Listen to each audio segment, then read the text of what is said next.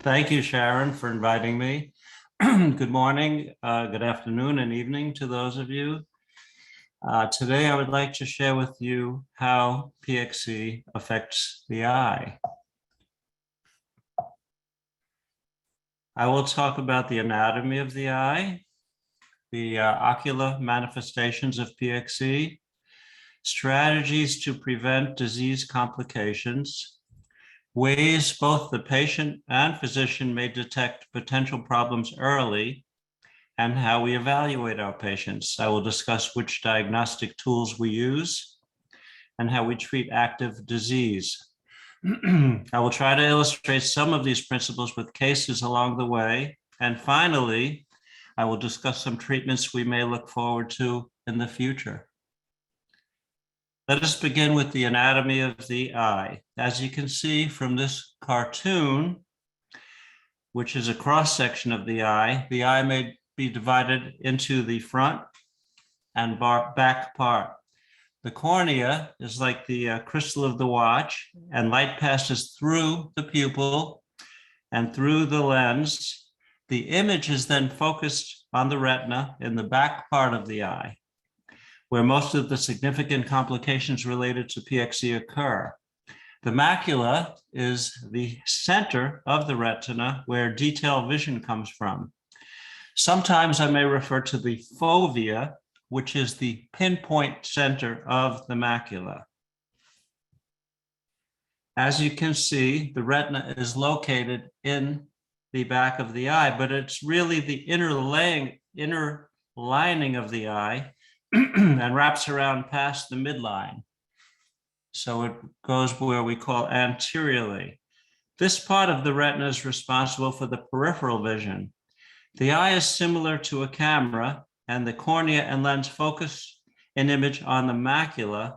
That is the part of the eye with which we see detail. If we want to read a word or see the details of a painting or the features of someone's face, we place the image on our macula for the best resolution, for the clearest, most detailed information.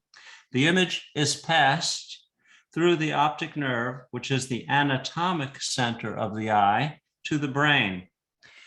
If we have 1 million fibers making up the optic nerve, about half of them come from this small region in the center of the eye, the macula, which is how it provides so much detail and why the macula, which is the functional center of the eye, is so important. The macula has the largest concentration of rods and cones, or receptors, which allow it to generate a detailed image through the optic nerve, eventually ending in the occipital lobe in the back of the brain for interpretation. We often refer to the optic nerve as the optic disc or papilla. This is a detailed cartoon of the cellular layers of the macula. Please note the photoreceptor layer, the rods and cones or receptors. Then you have the retinal pigment epithelium separated from the vascular layer or choroid by Bruch's membrane, which is an elastin containing layer, which makes it important in the pathology of patients with PXE, where we will see in a few minutes. The white outer protective layer of the eye is called the sclera.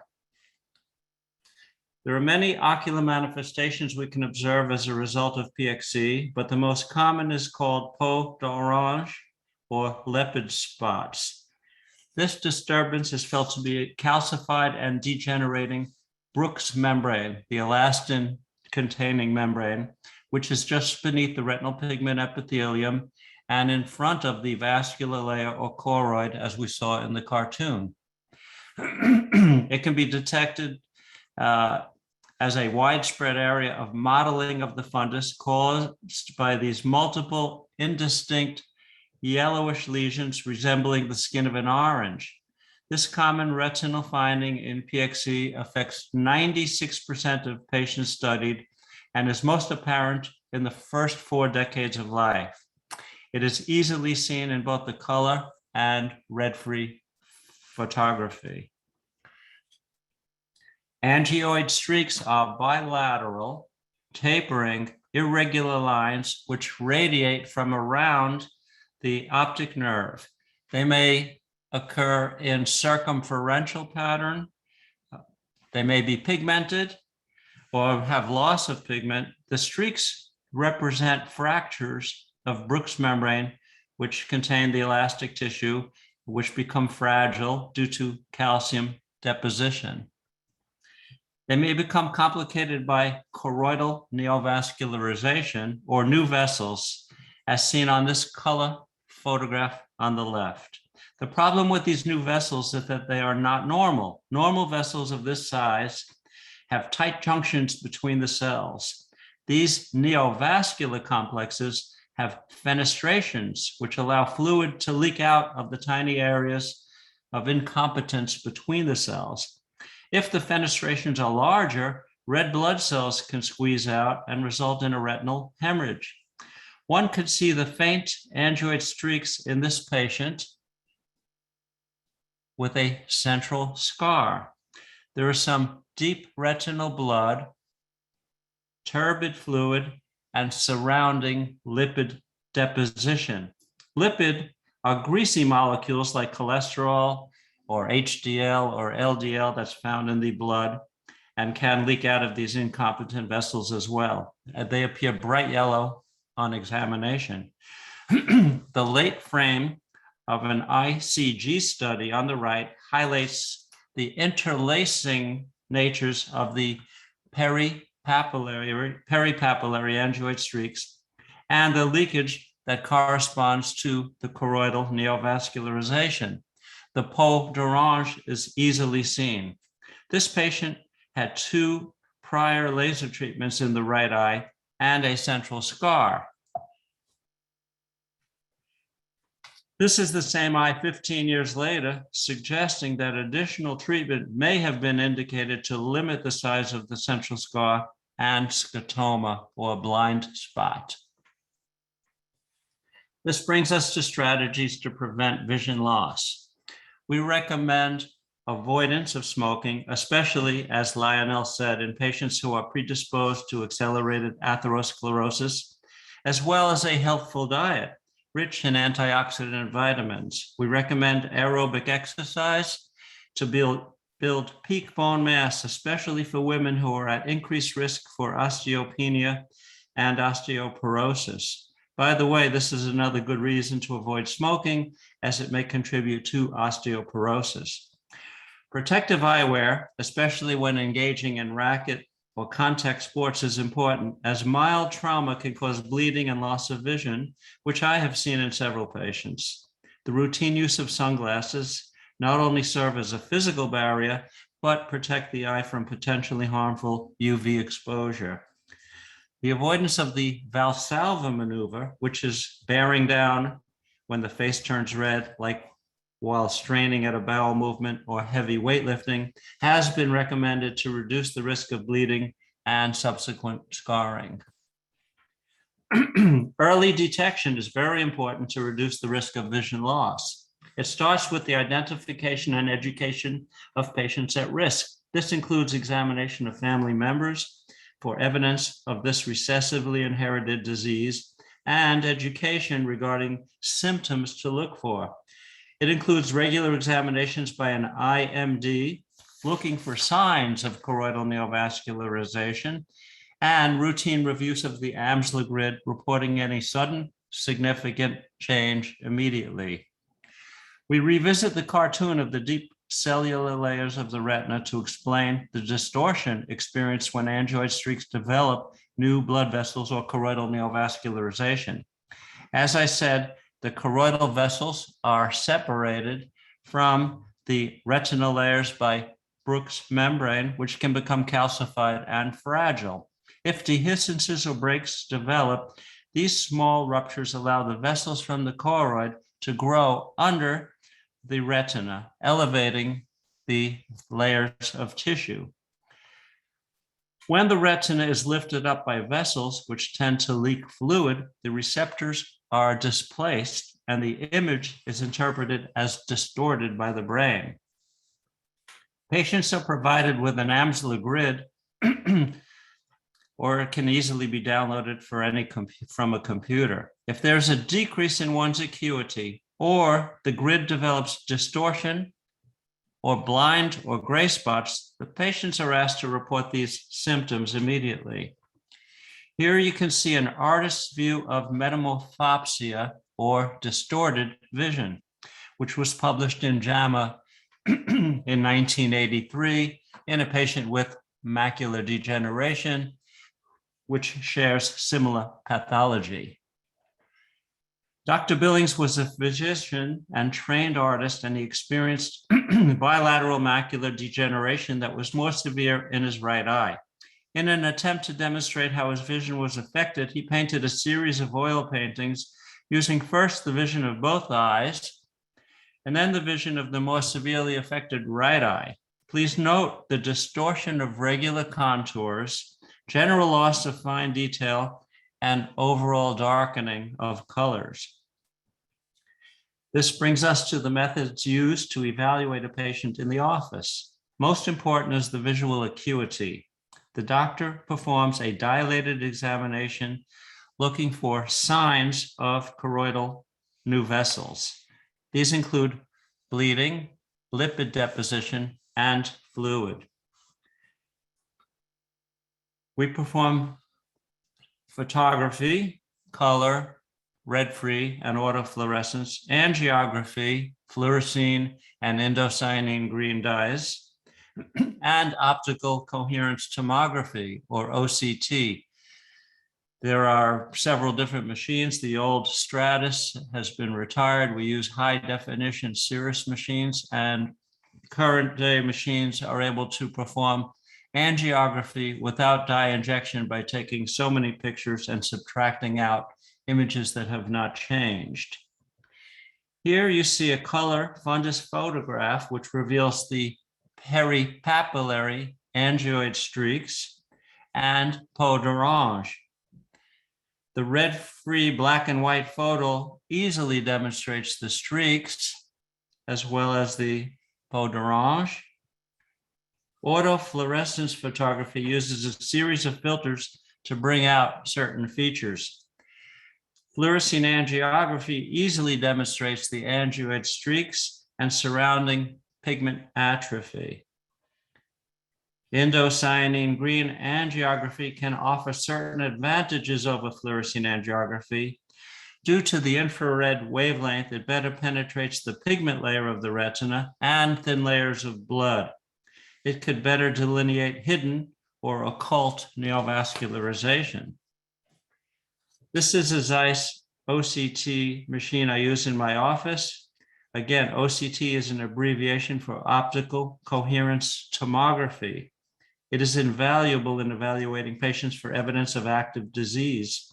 It takes 100,000 images per second and compiles an image of the retina. We can view the retina in cross-section, 3 dimensions, and break it down layer by layer. Here you see a 52-year-old with angioid streaks, a reticular pigmentary disturbance, and pigment atrophy. The vertical high-definition scan transects the streaks. You can see subretinal fibrosis, subretinal fluid, pigment clumping and shadowing, and an array of bright, bright speckles within the Brooks membrane complex.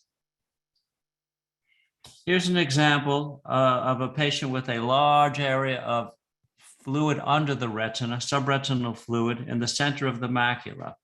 The increased central thickness is color-coded above, with the red being thicker, white being thickest, as you can see by the scale on the right of the image. It is also documented quantitatively for future comparison.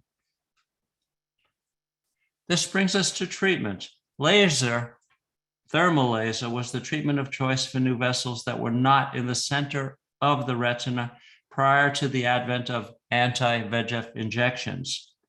The cold laser, or photodynamic therapy, was used, but merely slowed the rate of vision loss. Most of the data, well, surgical, I skipped over surgery because surgical treatments have been abandoned. We tried translocating, detaching the retina and moving it, and submacular surgery, where we were able to remove scars, but failed to improve the vision in patients.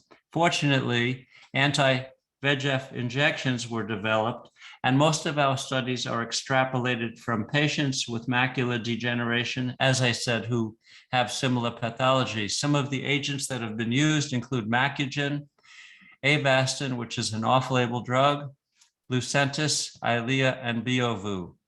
Steroid injections have been used to augment the beneficial effect in some cases. Some of the researchers will speak tomorrow about oral phosphate binders, magnesium supplements, and of course, for those patients who we cannot help medically, we often refer them for low vision evaluations. There are a variety of aids available, from handheld magnifiers to sophisticated electronic devices, which can help patients in their daily activities. This is an example of a patient who did well with laser treatment. As you can see, the laser mark is several millimeters from the center of the macula. And this is a rare patient that was able to have photocoagulation. When I was a fellow in 1983, this 33-year-old was referred for evaluation. He had a neovascular complex adjacent to the fovea of the right eye. You can see the bleeding at the edge of the streak, which was surrounded by, the streaks are surrounded by depigmentation, imparting a feathery appearance. The fluorescein angiogram confirms the choroidal neovascularization in this patient. After both krypton red and green photocoagulation, the choroidal neovascularization stabilized, but 6 months later, a new area of neovascularization developed. You can see the surrounding fluid and confirmation on fluorescein angiography. This is what makes treating these patients difficult. The recurrence rate can be high, especially after laser. It was as high as 60% after 3 months.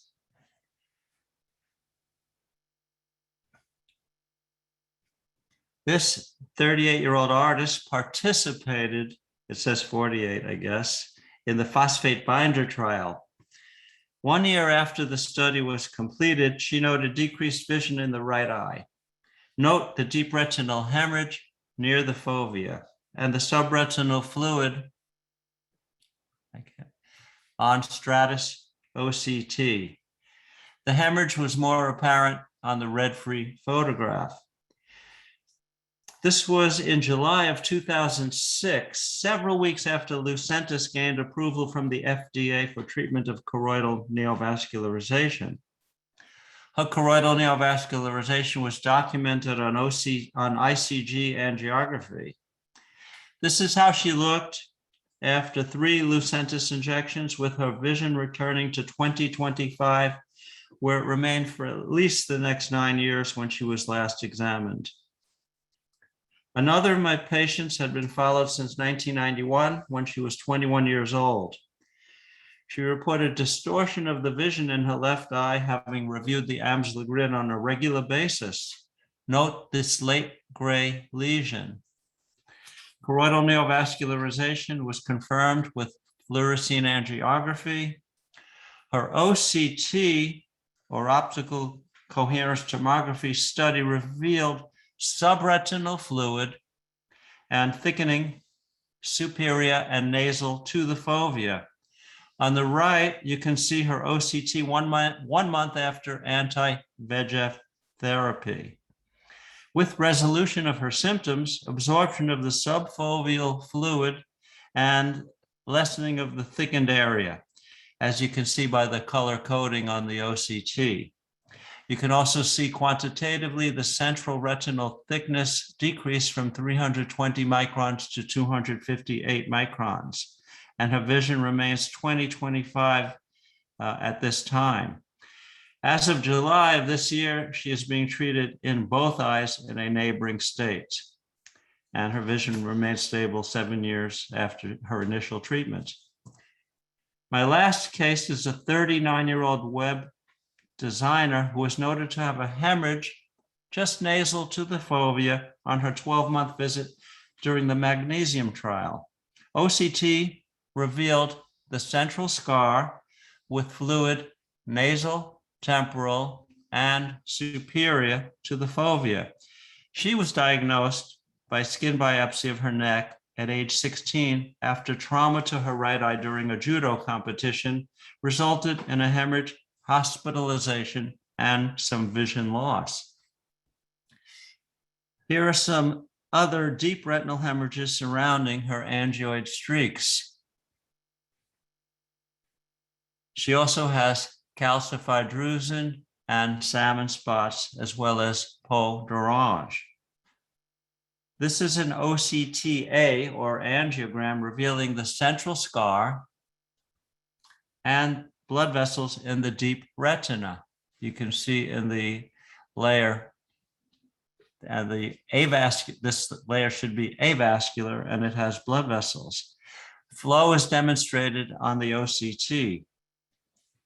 4.5 years ago, she developed decreased vision in her left eye with deep retinal hemorrhages, cystic and subretinal fluid. 1 month after an anti-VEGF injection, there was reduction in the fluid on the high definition OCT. 2 years ago, she had recurrent bleeding in the left eye, as you can see on this color photo. OCT demonstrated the vascular complex with flow in this irregular elevation of the retinal pigment epithelium. 7 years after her initial treatments were started, she has had 29 injections in the right eye and maintains 20/30 vision, and 16 injections in the left eye with 20/25 acuity.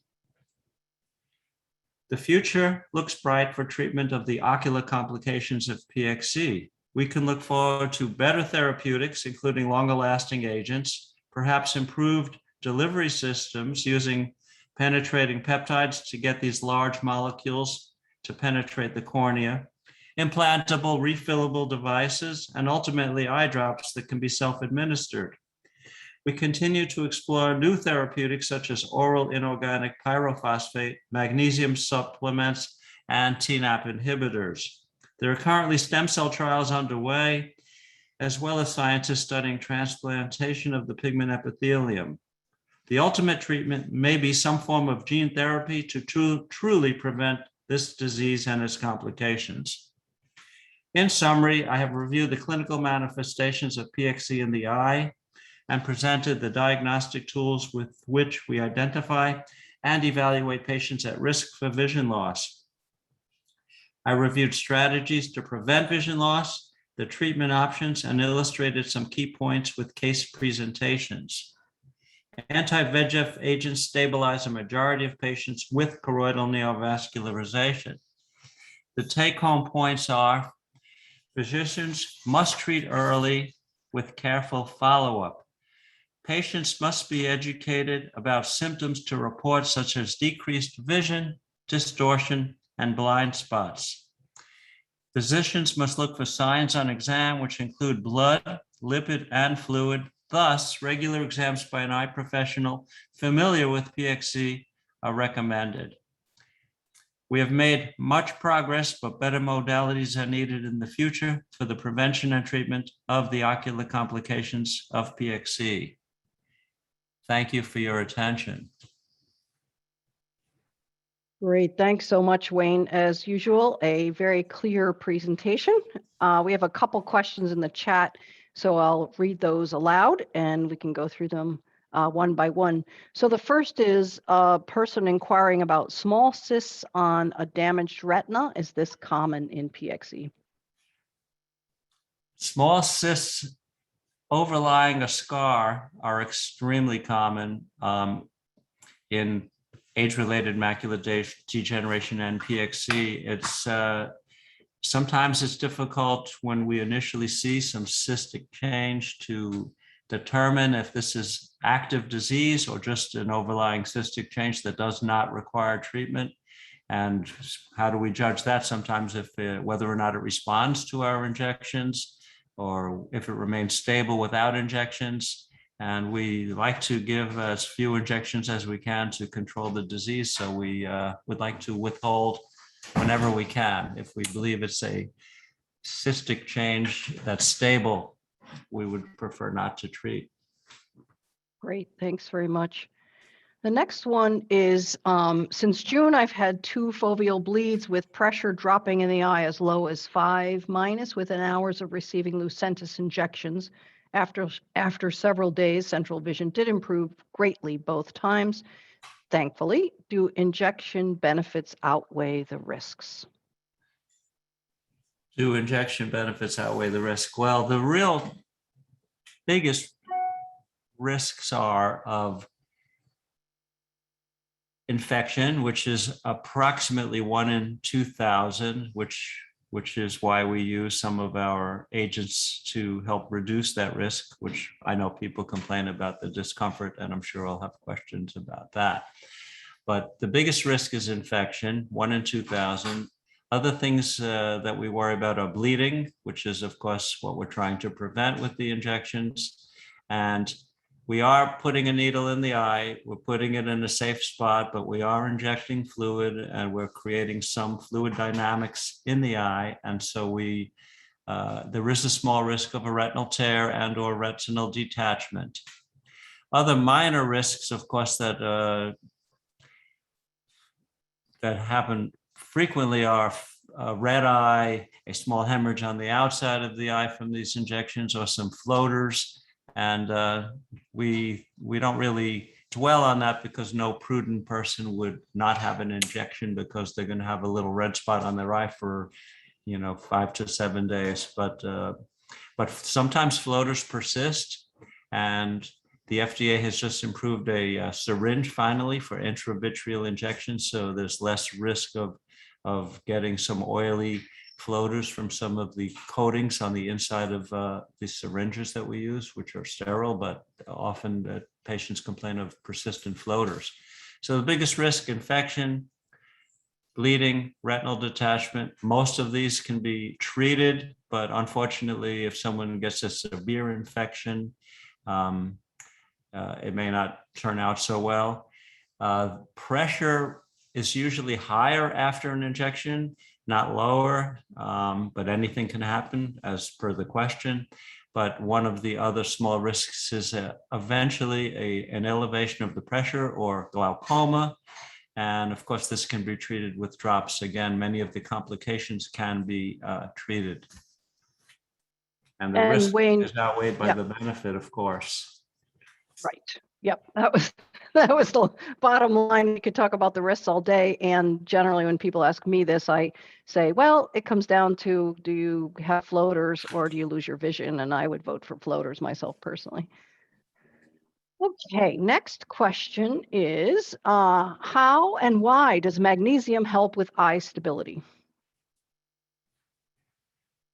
Well, it's interesting. I would say that in the trial, which had only 40 patients, it was not a statistical significant improvement from the magnesium trial. But I would say it's a theoretical advantage, and we're always talking about calcium deposition. And I guess it was noted by Dr. Lebwell in an early publication that some of the periumbilical lesions improved in a patient that was on dialysis, and they did some trials, and he eventually thought that magnesium supplementation would decrease the calcium deposition in tissues. And that was studied, and it did show a trend. I don't like to say that when it was not statistically significant, but a larger trial is needed to show if calcium is actually proven effective. Yes, and I think it's significant. Magnesium, I'm sorry. Right. And I think it's significant that Mark has decided not to do another trial in magnesium, but in something else. So I think we're looking at some other, and you listed some of them, and tomorrow we'll have a talk on the the current state of other agents that are probably better than magnesium. Okay. Do you feel there may be treatment in the future which would help to fix the damage already done? It's a good question. That's one of the problems when we're discussing treatment that could reverse the eye finding. So if a treatment does somehow remove calcium from the tissues, it would not really reverse these cracks in Bruch's membrane that I have described. So once there's calcium deposition, Bruch's membrane becomes fragile, a crack occurs. That's not likely to reverse if we find some treatment to let's say, get calcium to leave the skin lesions. So we need to treat early. And some of the problems are that, as you heard, young patients have some signs of PXE in their skin, in their eye, and the podoneurons is showing us there's a degeneration, and we would like to have a good treatment prior to the development of angioid streaks. If there are no streaks in the eye, no blood vessels can grow through, and that would prevent vision loss. Sharon did talk about the pigment atrophy, and I believe that would also be prevented if we had some early treatment. And we are seeing more cases of decreased vision from atrophy because now we're seeing patients who are not going blind from hemorrhagic complications and scarring. So we're saving their eye. Sometimes they develop fluid. We get the fluid to absorb with our injections, and that could leave some pigmentary changes and eventually atrophy. And so there can be loss of vision from that. And we would hope that some of our agents would reduce that risk. There is no current treatment for pigment atrophy, but this is on the horizon. Pigment atrophy is a big problem in patients with macular degeneration. Lots of drugs are in phase 3 trials. I don't think we'll have something approved in the next 3 weeks, but I would bet within the next year or two, there will be a drug approved for dry macular degeneration, which we could extrapolate in some of our patients. Great. Yeah.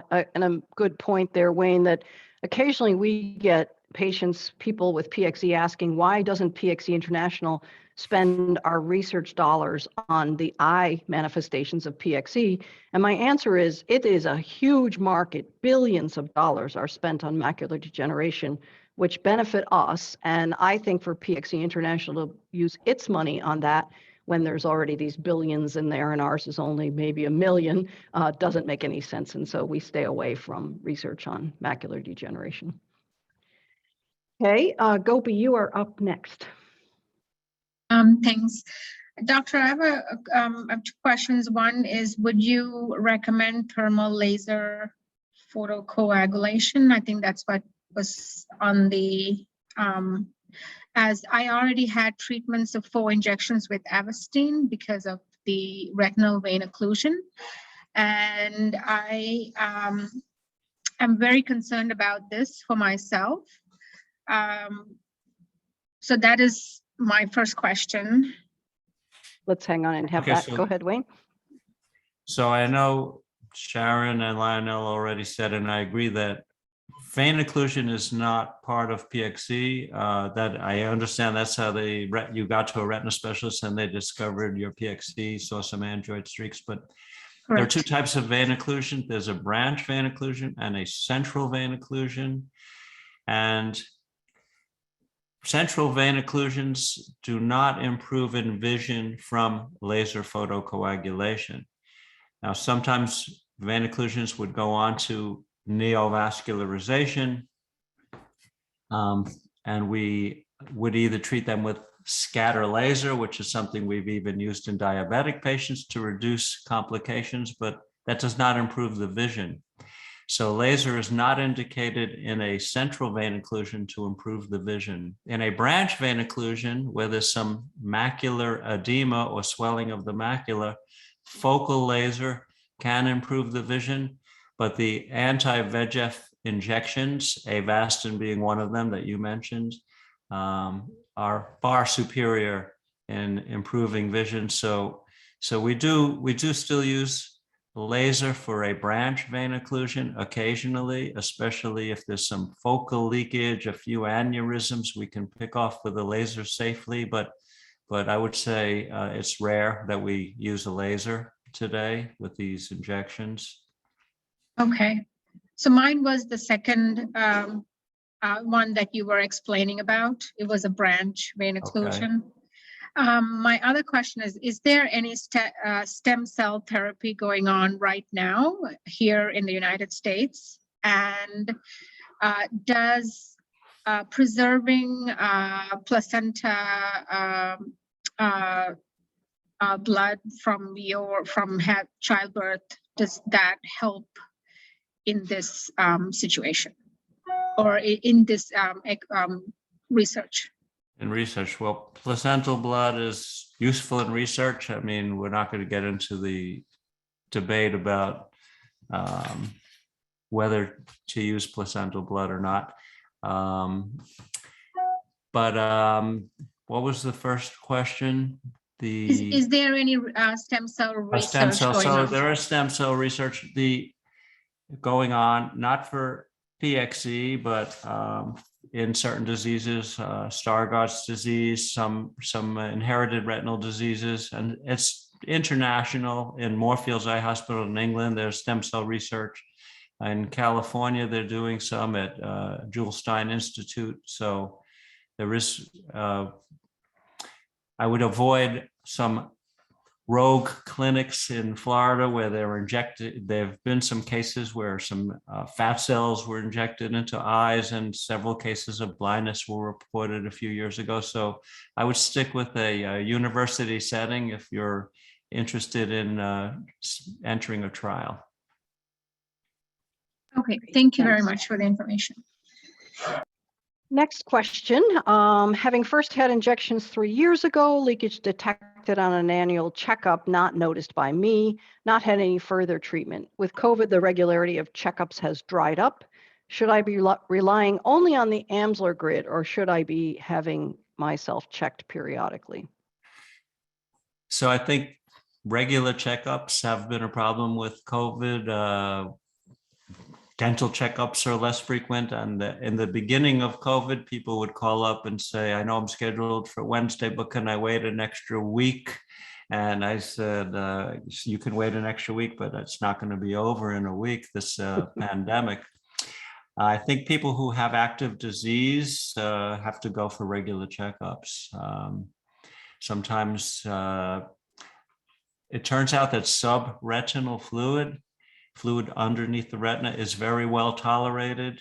So that can linger for a while. The fear is a hemorrhage, which even if the eye bleeds, the blood will eventually go away, but it leaves damage. So subretinal fluid is well tolerated. The vision can be excellent, but if there's some bleeding involved, I think an injection would usually be offered, and the benefit would outweigh the risk.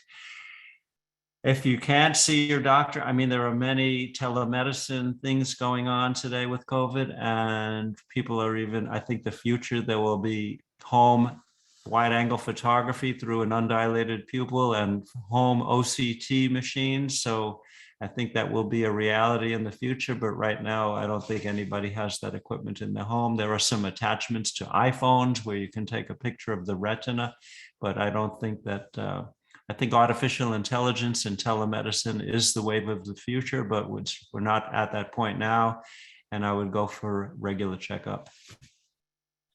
Thank you. After speaking with many other people, PXEers who are older, and they had laser treatments before anti-angiogenesis treatments, and their eyes are now scarred, is there anything being worked on to help them? And there's a second question later on, Wayne, that also says, if I have scarred damage, is there any way to reverse that? Well, that's why we did those subretinal surgical trials. And yes, technically we can go into the eye with our tiny instruments and remove a scar.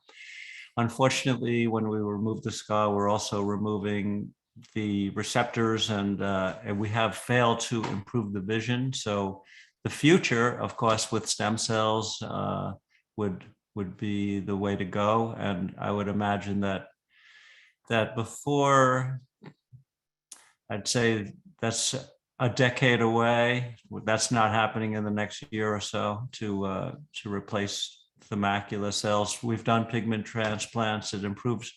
Those are usually helpful in genetically inherited diseases like retinitis pigmentosa, where there's total blindness and you could get some healthy tissue. That's where gene therapy and stem cell therapies are most helpful right now. But if we eventually can inject genes into the vitreous, so you don't have to do complicated retinal surgery where you detach the retina with a bubble and put some stem cells in there. So I think that there is some future for replacing damaged macula, but we're not at that point right now. Thank you. If one eye is more affected, so it's had a bleed and has had injections that have been useful, but there's only peau d'orange in the other eye, no angioid streaks, is it inevitable that the second eye will have the same course as the first eye? No, I mean, you have more data from your surveys, I guess, on second eye involvement with PXE, but even in macular degeneration with high-risk features in the second eye, that's high-risk features, the risk is something like 20% over 5 years to develop exudative features in the second eye. So that means 80% do not. And I think PXE would be a similar experience. Yeah, that's what we see as well. So Wayne, talk about decreased night vision, PXE versus aging, for example, and what you've noticed there. Well, people as they get older have decreasing night vision in general. It hasn't been a problem in my patients with PXE. If they have macular pathology, of course, they need more light. Light increases contrast in general. So I guess patients with macular disease are going to have more difficulty at dusk and dawn. They also have something that you're not asking about, a delay in the photo stress recovery time. That is, after a bright light exposure going indoors, it takes much longer to adjust. So be careful if you're driving on a sunny day and you go into a tunnel. If you were to go into a movie theater at noon on a sunny day, you might have take a longer for your rods to kick in. So it's and sun glare could be a problem, but I haven't noticed people complaining about not going out at night, like people with retinitis pigmentosa. Great, thank you. Let's see. What diagnostic tests should one have? This question's coming from the UK, which makes a little bit difference in the sense of, should I go to a optician more regularly? I normally answer you need to see a retinologist, but I'd like to see what you say, Wayne. Well, did they say optician? I'm not looking at the question. So an optician, of course, is someone that makes eyeglasses. So an optometrist would be someone trained in diseases of the eye. And I actually heard a presentation from an optometrist on OCT who was pretty knowledgeable. But I would say if there is a concern about PXE, see an ophthalmologist who knows what signs to look for. We talked about signs and symptoms. I mentioned it in my talk, but signs are what the doctor sees when they look in. Peau d'orange, angioid streaks, blood, lipid, fluid. And symptoms are what the patient experiences. So if someone has PXE, or if you are a family member and you want to see an eye doctor to see if there are any features of PXE, I would see an ophthalmologist. If you do have PXE, a retinologist is a good idea. But I think most ophthalmologists know what signs to look for, and especially if you point out that you have a family member with PXE. Yes, I just had a staff member who doesn't have PXE say they saw an optician, and I said, see an ophthalmologist, since eye health tells you about a lot of things in your body, including diabetes and lots of systemic diseases. Yeah. I'm doing good advertising for ophthalmology.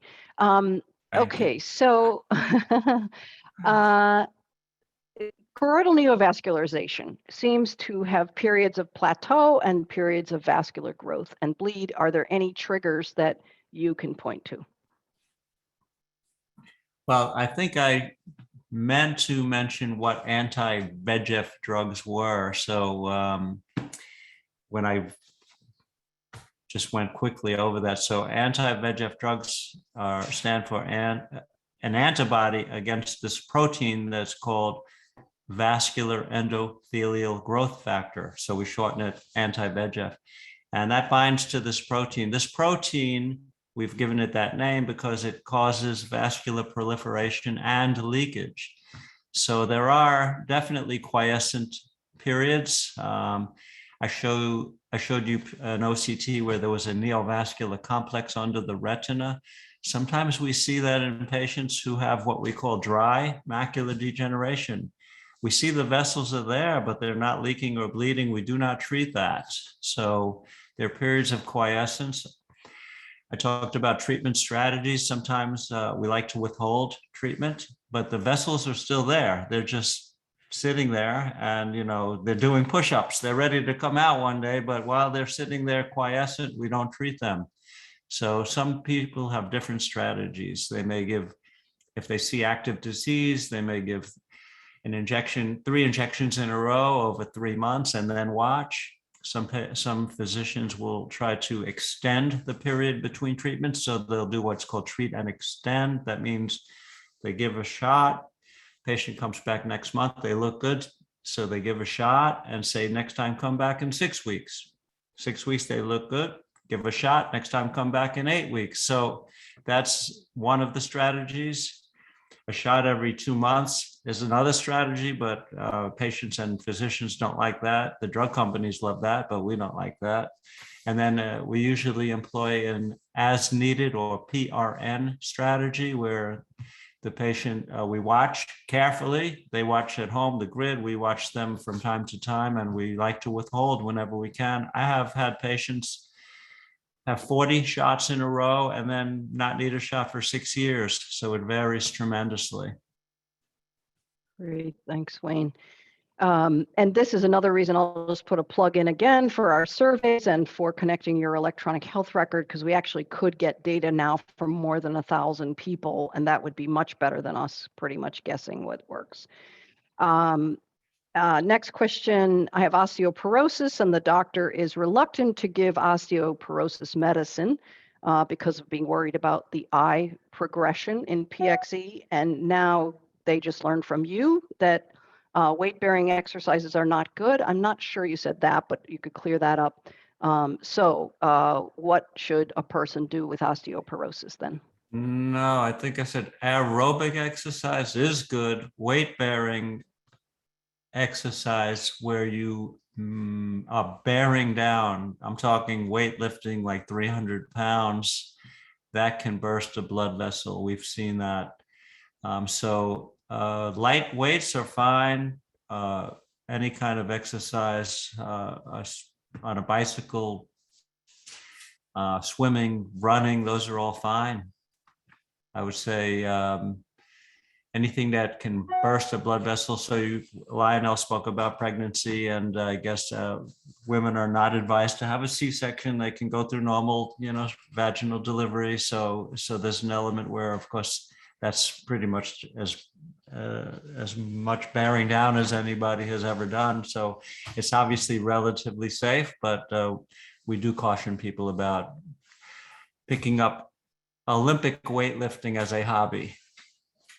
Right. And I've often said, Wayne, because we've had, for example, guys who've lifted all their life say, I have to stop now. And I'm saying, well, but you're not really doing that Valsalva maneuver because you have conditioned yourself to lift heavy weights without bearing on that does that eye pressure thing. So I think you really have to build your own program and just avoid that part.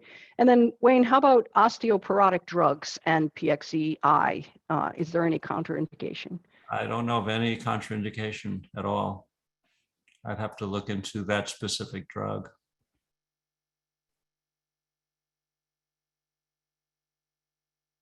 and get back to you if someone wants to email me with a specific question.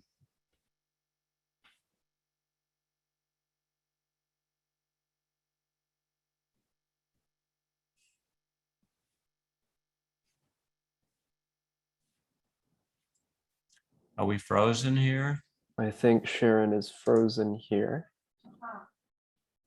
Oh, I think her internet has gone out, so we're gonna wait for her to come back in.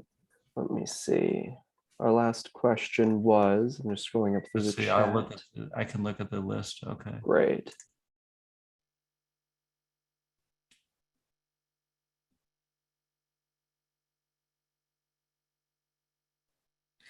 There's a question about FDA approving the use of it's not a matter of the FDA approving a drug. The FDA has approved, I guess, for insurance to cover, that's the question. The FDA approves a drug and we're allowed to use it off label. And there are some insurance companies that do cover the on-label drugs, but Medicare does not, and most insurances do not. So fortunately, we're lucky to have Avastin, which is an off-label drug, which is less expensive and works quite well. I don't see the FDA approving. The drug companies have to apply for approval, and they haven't done. There's not enough patients to do studies on where the FDA would look at that. Sometimes they extrapolate and approve a drug. That's up to the drug companies to apply for approval. And then sometimes they give us samples. Technically speaking, we're only supposed to use a sample for a patient who has an approved indication, and we can only use it once, so it doesn't really solve the problem. So thank God for Avastin. Great, thanks. Sorry, I fell off the internet, and thanks. I think Matthew, you probably picked up the hosting. Super. Are there any material differences or effectiveness in the various anti-VEGFs? And I'm going to lump this with a couple other questions about other people are getting Lucentis, I'm getting Avastin, I'm getting Eylea, I'm getting Prolid. So if you can comment on the variety. I think there have been lots of studies and they all seem to work the same. And the risk profile is the same. However, there are some studies that suggest that Eylea can last a little bit longer, which is a nice advantage. You'd like to have fewer injections, but they all work the same. A new drug, which we don't use first line, even in macular degeneration, is called Beovu by Novartis. And that's it's been approved for about 2 years. And we used it in the beginning and it does work very well. However, there have been more cases of inflammation and vasculitis, and there have been some cases of vascular occlusion. So we basically do not use that as a first-line drug anymore. So the other drugs you mentioned, Avastin, Lucentis, Eylea, all work about the same. Great, thank you. And just to be clear, should these drugs be used as a preventative, or should they be used when there's a bleed that's being seen? Well, they shouldn't be used as a preventative ever, but they may be used without a bleed. If there's active disease, sometimes there's just subretinal fluid or cystic fluid or some lipid. So they're used in that case. You don't have to wait for a bleed, but not if there's no evidence of neovascularization. Okay, the next question, and I'm going to take a stab at this, Wayne, because I deal with it a lot, and then you can comment. Will the FDA ever approve the use of the anti-VEGFs for PXE so insurance will pay for it without saying that it's wet AMD? I will say that we actually worked with all of the drug companies that make each of these drugs, and they do not want to have them approved for PXE for a variety of reasons. There's much higher bars when there's a small population. The other issue for PXE is the one that I've been just chanting for the last 2 years, is there's not really any good measures in PXE around whether or not something's been approved. And since calling it macular degeneration, which is physically what it is, It works to do that. There is no kind of push or interest in the FDA approving it. Wayne, what would you contradict or add to No, I that? wouldn't contradict. You were offline when we answered that question exactly the Oh, same way. And okay. but Sorry. you know, if someone's there have been times where people are nearsighted, we think they have myopic macular degeneration, but you know, they're old enough to have age-related, and we same thing with PXE. Sometimes we can say it's age-related because we don't know for sure, right? They're not 12 years old, right? So I don't think that we'll be locked up for insurance fraud, but you can only push it so far, you know. Right. And when insurance won't pay, all you need to do is contact us. We have never failed getting insurance to pay. We have all the right letters and all the right ways of saying this and so forth. Same thing for plastic surgery. We have failed once or twice, usually in Bahrain or somewhere, you know, in South America, but in the US, and Canada and Europe, we've been quite successful. A question, and I'm going to answer this one too, Wayne. Is there a website that has medical professionals who are PXE experts by region? I'm going to say two things. I'm going to say you are going to meet all the PXE experts pretty much this weekend. There's a couple that weren't able globally to join us, but they were here last night. They'll be here over the next 2 days. The next thing is, no, we don't list these experts on our website for liability reasons. So for us to name someone a PXE expert and put it on the web would undoubtedly cause all kinds of lawsuits and things that we're not interested in. So I'll repeat what I say a lot, which is feel free to contact me, to contact Mary, to contact Matthew. We're happy to give you people who have treated, clinicians who have treated people with PXE, and we believe have done an effective job. You know, obviously the ones you're seeing this weekend, we can give you the contact information for, et cetera. The third thing I'll say about that is, and what we say over and over to people is PXE mimics other diseases. We're grateful that it does actually, because that means that a good clinician in any one of these organ areas that we're talking about can take care of you. So Wayne is fabulous, but if you live in England, you do not need to fly to New York City and have Wayne do your injection. You can have it done by any competent retinologist or ophthalmologist anywhere, and we're happy to connect you with the ones in your area. Same thing with dermatologists, cardiologists, vascular specialists, and so forth. They are all over the world, thank goodness, and we're happy to connect you with the ones that are effective. We also write a lot of bulletins that you can bring to your clinician and educate the clinician about PXE. But again, it mimics diseases that are well known, thankfully, unlike some other diseases that don't mimic any disease. Wayne, do you want to add anything to that? No, I think that's a complete answer. Okay. Again, you know, a couple more questions about what my clinician's not aware of PXE. So again, our bulletins are fabulous to bring to them. It summarizes the peer-reviewed papers, which is what they like to read, or it summarizes various things that the specialty societies like the American Academy of Ophthalmology and so forth have declared. And so we summarize those for your clinician so that that will be helpful. Let's see. And Wayne, this one probably should go more to what Lionel was talking about, and he had to leave, but you might be able to comment on this since it does impact the eye. So for some people, and this is not a PXE symptom that I've noticed much, but it is an aging one, and that is when the fold of skin comes down over the eye.